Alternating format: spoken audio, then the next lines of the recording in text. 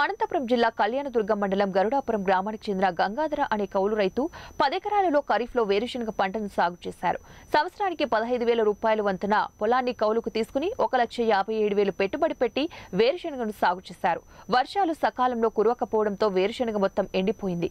దీంతో ఏం చేయాలో తోచక 10 ఎకరాల వేరుశనగ పొలాన్ని గొర్రెలకు వదిలేశాడు.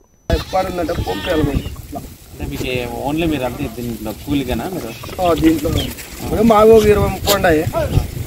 దాంతో పాటు అట్లే ఇంకా ఇంట్లో ఉంటే ఖర్చు అనేది ఇంకా అట్లా పెద్ద చీతాలు ఇస్తాడా రెండు కలిసి అంటే మీ ఊర్లో పనులు లేవా? స్కూల్ పనులు అయినా ఉండేకేమో అయినా కూడా మీ పిల్లప్పుడు డ్యూటీకి అలవాటు పడింది కదా. నా విడిచిపెట్టి నేను మాగానే అది చేసి ఏం కాలో లాస్ వచ్చా. అందుకని అలా తింటాను. అది 9 గొర్రెలు ఉన్నాయా అన్నదమ్ములు బాగా పోలా. రోహిత్ మ్యారేజ్ ఉన్నారు. కాదు ఎన్ని గొర్రెలు గొర్రెలు అన్నీ ఏకిపోయి మాట ఉంటాను. సరే మీరు మేపుకుంటూ పోతారు కదా.